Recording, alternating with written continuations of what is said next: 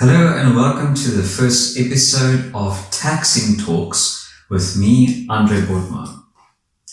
So I decided to make this type of tax series to engage with people on Twitter. If you have any questions about tax, you can ask me the question on Twitter once a week, and I'll try and write up kind of an answer to you in a video format.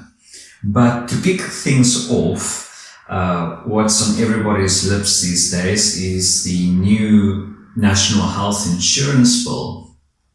And specifically what I want to address is how it might affect taxpayers. In this case, the National Health Insurance basically medical costs freely, so you don't have to pay for it. But the question is, who then pays for it? The taxpayer ends up bearing the brunt of the costs.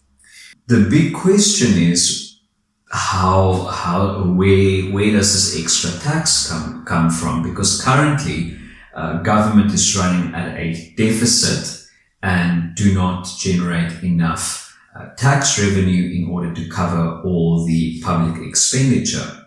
And the way they want to do that is they want to take away medical aid tax credits. There's going to be extra tax, extra income tax. There may be VAT might go up. So yeah, the funding the national health insurance is a problem and one of the main talking points. But that's not what you came here for. You came here for the answers to the questions that came from Twitter. And so here we go. At Stealthy Wealth asks, if you bought a house, lived in it for 5 years and rented it out for 5 years, when you sell it, can you offset half of the capital gain because it was your primary residence for half the time that you've owned it?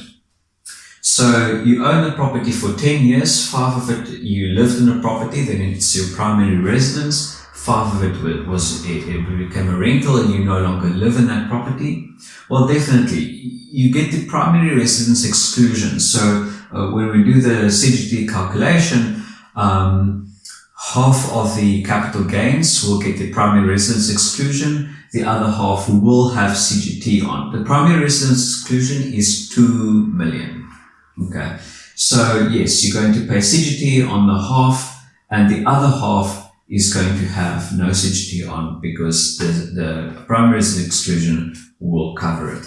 If your gain is more than 4 million, which is a lot, that means the primary residence exclusion is 2 million, so not the whole 2 million would be eaten up by that primary residence exclusion, but most properties you'll be able to set off half of it because of your primary residence exclusion of 2 million.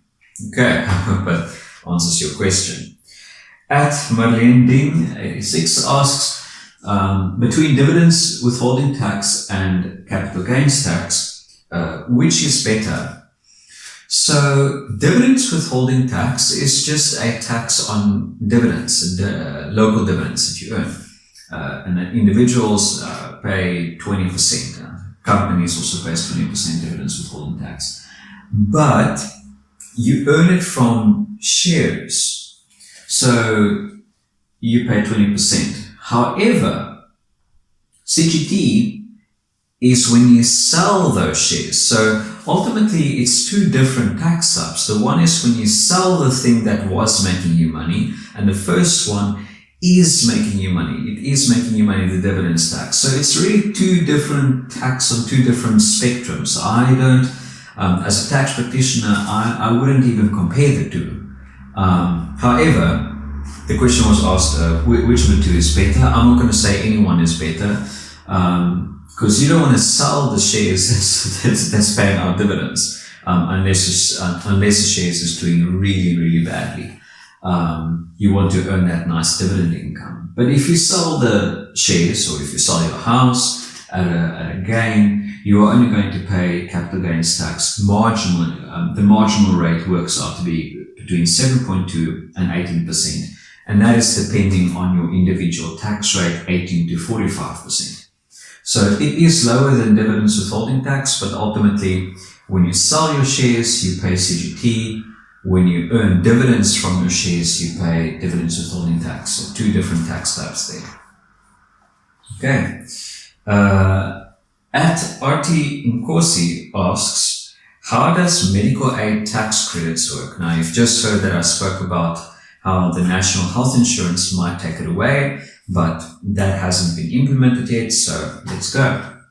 So for 2020 tax year, if you have one dependent, so it's only you in the medical aid, you get 310 Rand every month from SARS when you're part of that medical aid as a medical aid tax credit. If there's two dependents, meaning you are married or it's only you and your son or you and your daughter, for example, then you get the 310 plus 310, so that's 620. And then if you're married with kids, or there's 3 or more dependents, then you get an additional 209. And that 209 is for every additional dependent after 3. So those do rack up, and this is monthly. And so for the year, you could have this for the whole year. You could have it for only 6 months, but that's how it works. Medical aid tax credits. Just how it affects your taxes. If you have the medical aid through your company, you'll notice maybe on your RP5 or on your payslip, you get the medical aid tax credit that already reduces. It's already deducted from your pay as you earn. However, if you don't have a company medical aid and it's not deducted from your pay as you earn, where it will come into play is when you submit your tax return and you have your medical aid info on there, you will then get the medical aid tax credits benefit. And so you pay the medical aid contributions, you get the medical aid tax credits when you file your tax return, and then you might get a refund as a result of the medical aid tax credits. So that's how that works. Okay, so that was for the 2020 tax year. So next year, or from the 2021 tax year, these rates may change. The last question is from Nuzin Ali, and she asks about independent contractor, who is liable to pay over SARS and when? Let me say this at first. The taxpayer, each taxpayer is responsible for their own taxes. You are responsible for your own tax. So don't let my answer confuse you. If you earn the money, you are responsible. The taxpayer is responsible for their tax. Okay. So I wrote here 3 different types of independent contractors.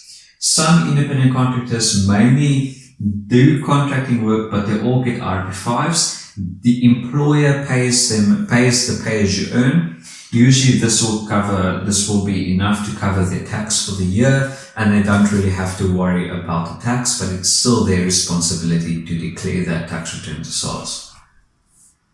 The second type of independent contractor don't get RP5s from the companies that you work for. They issue invoices, no pay as you earn is being deducted, and that means no pay as you earn is being withheld.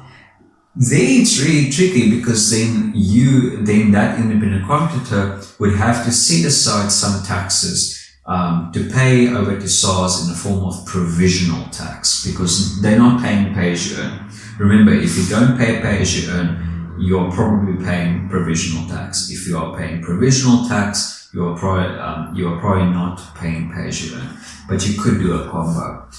Right. The last one is your combination. Independent contractor with a combo, so you have both RP5s and you have some income where there isn't RP5s. And basically, there's the employers that pays you. Some of them deduct pay as you earn. The other half, where you invoice, you are responsible for the tax. My recommendation or my suggestion to people in these 2 categories specifically, and that one, is to keep aside, say, 10 to 20% of your income aside for taxes, because it will hit you like a baseball bat on a bad day. You get bowled out terribly with a bad tax bill if you didn't keep taxes aside. So just have it in a separate account, set aside some taxes, and you wouldn't have a problem. And that's it. So in the comments section, I want to ask you, what do you think of the national health insurance and how it may affect you as a taxpayer? Good luck. That was episode number 1 of Taxing Talks with Andre. Cheers.